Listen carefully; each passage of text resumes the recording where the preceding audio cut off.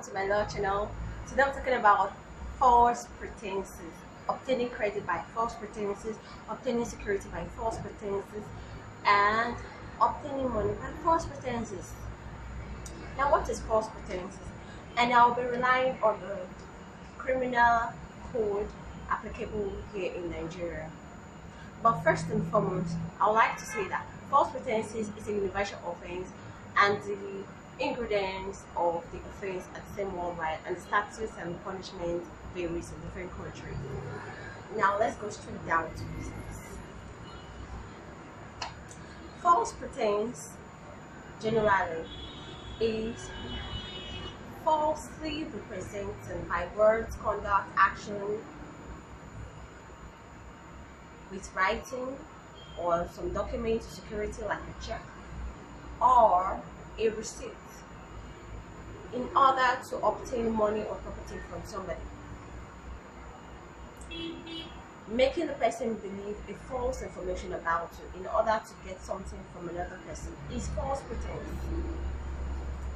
And this is so defined in section 418 of the criminal, and it says that any representation made by words, writing, or conduct of a matter or fact, either past or present, which representation is false in fact, and which the person making it knows to be false or does not believe to be true, is a false pretense.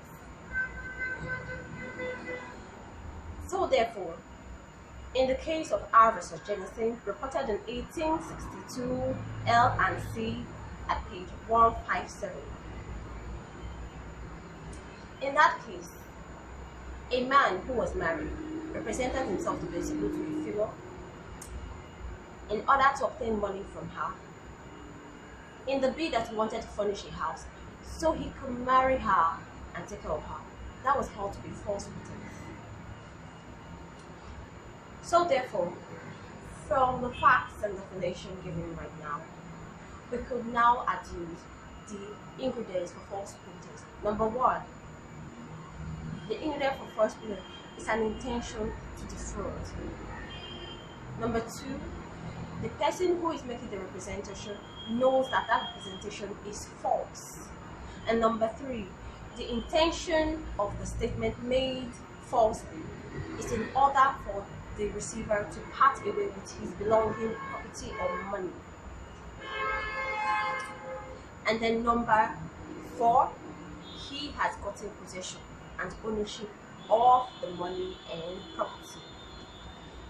So now I'm going to be talking about section 419 of the criminal code applicable in the southern part of Nigeria, and talks about obtaining goods by false pretense. Now, obtaining goods by false pretense is a felony punishable with 3 years imprisonment. However, if the worth of the goods is 1,000 naira and above, then it is 7 years imprisonment, and such person can only be arrested with warrants, except if found committing the offense. So therefore, if possession and ownership isn't given to the false pretender, that will only be stolen. But when possession and ownership is transferred, that becomes a false pretense. That was decided in the case of Akuza versus COP.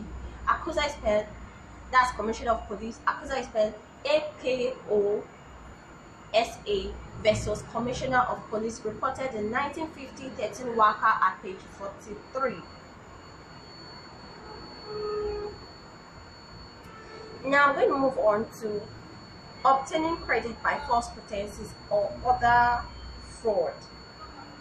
Now, obtaining credit, any person who by false pretense, that's in section 419 sub A, section 419A. We have section 419 on its own, we have paragraph A, B, and 420. So moving on, section 419A provides for obtaining credit by false pretense, and it's a felony and punishable with 3 years imprisonment, and such person can only be arrested with warrants except if caught in the act.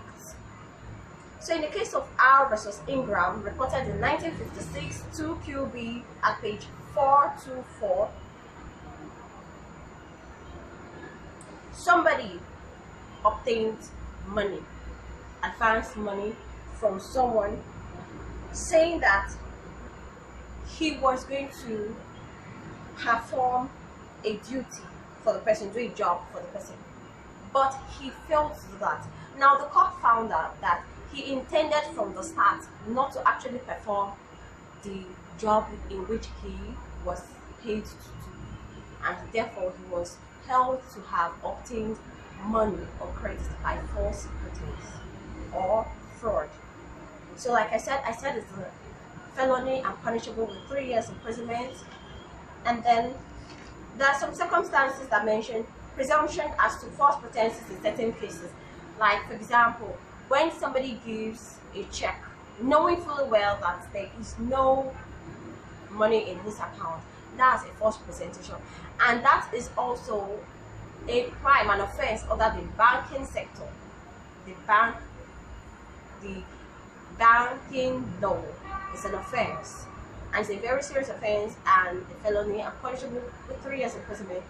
And please watch out for my next video as I talk about dodge checks, dishonored checks, and the reason why checks are dishonored, and the punishment for wrongfully dishonoring a check. However, please stay tuned while we move on.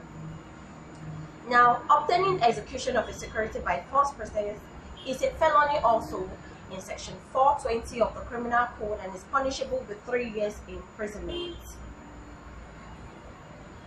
And then, what does it mean by obtaining execution of security by false pretense? Any person who by any false pretense and with intent to defraud induces any person to execute, make, accept, endorse, alter, or destroy the whole or any part of any valuable security, to write, impress, or affix any name or seal upon, or to any paper or parchment used in order that it may afterwards be made or converted into or used or dealt with as a valuable security, is guilty of a felony and is liable to imprisonment for 3 years. And the offender can be arrested with warrant except if caught in the act. Now, what's a security? A security could be a receipt given for valuable consideration, which is money, in exchange for money. Now, I have a case for you, the State versus Osuafo. State versus Osuafo. Osuafo is spelled O-S-U-A-F-O-R. Reported in 1972 to ECSLR at page 412. Now, in this case, the accused was a county council revenue collector for the collection of fees for bicycle, and he was given a receipt booklet in exchange for payment of bicycle fees, and then he forged the receipt booklet and collected money and appropriated the money collected for his own use. It was held to be obtaining execution of security by false pretense. It was held to obtain money by false pretense because he forged a receipt. Now, I'll also be mentioning, so that is such offense in section 420, which is obtaining execution of a security by false pretense, is a felony and punishable with 3 years imprisonment, and such offender can only be arrested with a warrant except if caught with the act, caught in the act. He can only be arrested without warrant if he is caught doing the act. Now, section 421 of the Criminal Code talks about cheating. Cheating is a misdemeanor, also falls in almost adjacent to or in line with false pretense. Is a misdemeanor punishable with 2 years imprisonment. And please watch out for my next video while I do a detailed explanation on the offense of cheating. But please stay tuned as I continue. Now, I'll be talking about, it's very important to talk about false pretense because some persons can lace together to commit a false pretense, because a false pretender may also have a partner, so he may induce delivery to himself or to another person, and once delivery is given to someone else, it becomes a false pretense.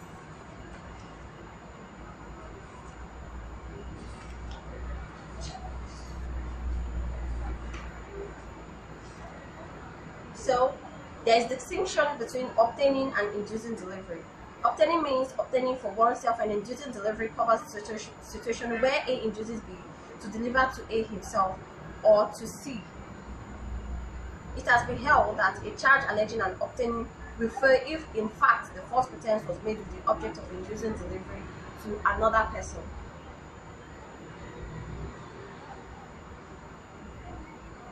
And inducing delivery in this context means inducing delivery of ownership.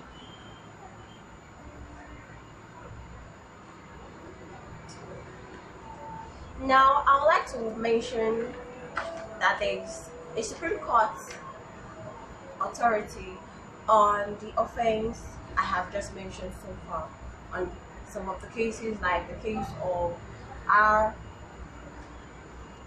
versus Uswafo, where a reciprocal was forced in order to obtain money by false pretense.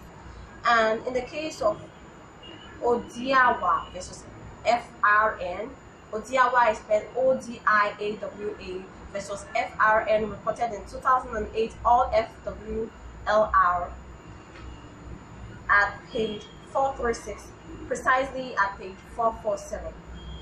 Now, it was held in the case in Ratio 13 that the ingredients of the offense of obtaining money by false pretense include.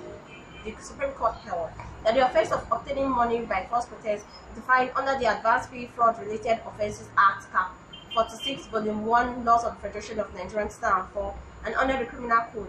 Under both laws, all that is required is to prove, these are the ingredients, to establish a conviction against the false pretender. A. False pretenses made by the accused and directed to the victim. That's what you need to prove. B. That the pretense is contained in a letter or other document. C. That the letter or other document was used and was received by the person on whom the false pretense was directed. And D. That the pretense constitutes an offense under the Act or law.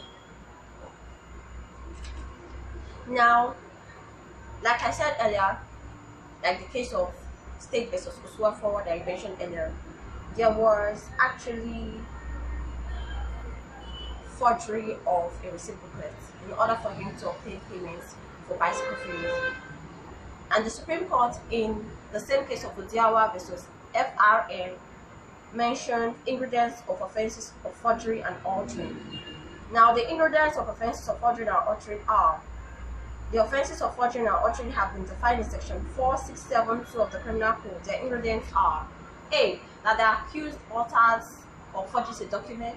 B. That he knew the document to be false. C. That he presented the said document to the other party with the intention that it could be acted upon.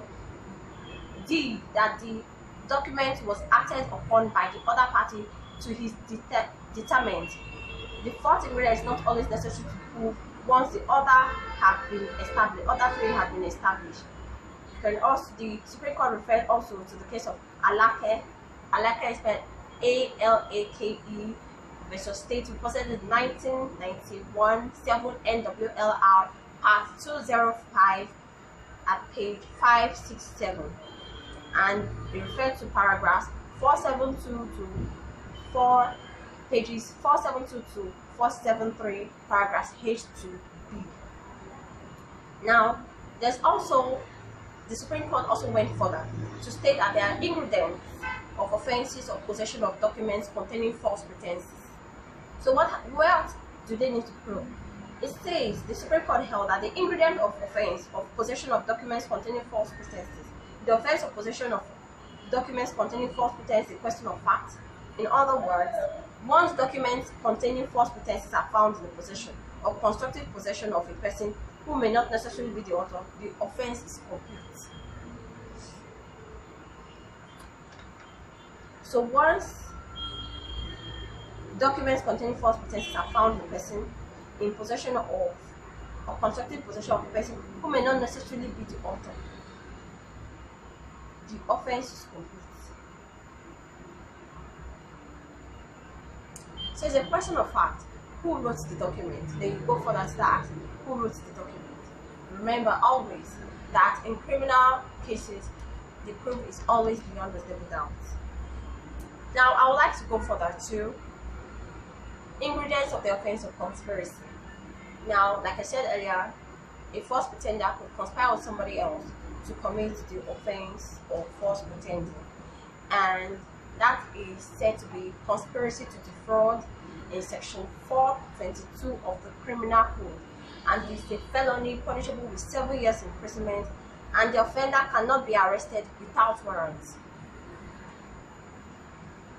So any person who conspires with another by deceit or any fraudulent means to affect the market price of anything publicly sold, or to defraud the public or any person, whether a particular person or not, or to extort any property from any person, is guilty of the felony and is liable to imprisonment for 7 years. And the Supreme Court, in the same case of Odiawa versus Federal Republic of Nigeria, FRN, reported in 2008, all FWLR, page 436 CA, stated, presided at page 447, paragraph 12, stated, that's the Court of Appeal, I'm sorry, that the ingredients of the offense of conspiracy is to show that A, the accused person has a common intention or agreement with other persons or conspirators, B, he acted in concert with the other person in pursuance of the common intention, and C, he had the dishonest intention to defraud or to cause wrongful loss to the victim or wrongful gain to himself.